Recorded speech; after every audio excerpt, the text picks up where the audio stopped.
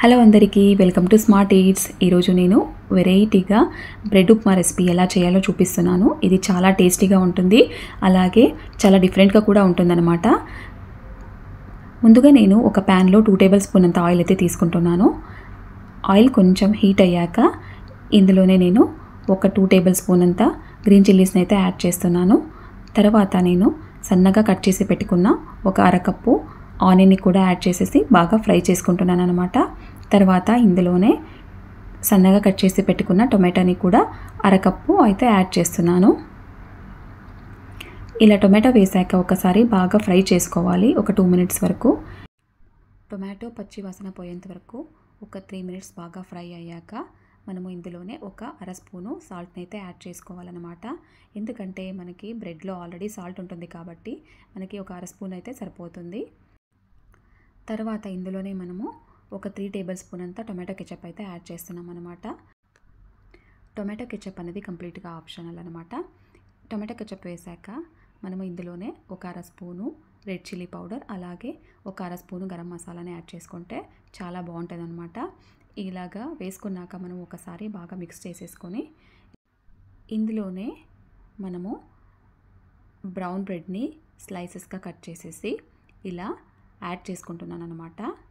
ఇలా యాడ్ చేసుకున్నాక అంతా ఒకసారి బాగా టాస్ చేసుకోవాలి. ఇలాగా బాగా మిక్స్ చేసుకున్నాక మనము ఒక 2 నిమిషాల వరకు కుక్ అవ్వనివ్వాలన్నమాట.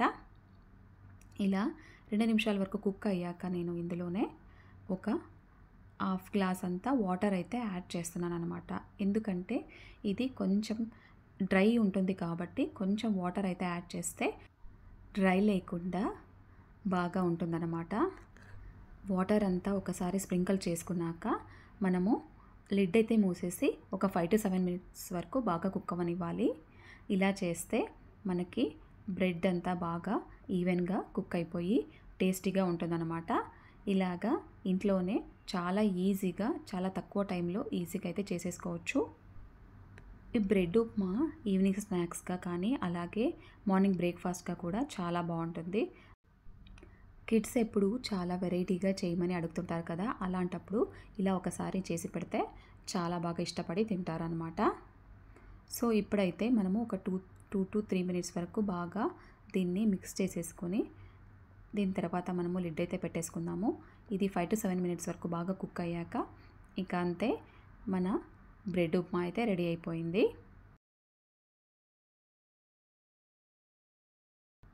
చూడండి, ఇప్పుడు బాగా ఈవెన్గా కుక్ అయిపోయే బ్రెడ్ ఉప్మా అయితే రెడీ అయిపోయింది.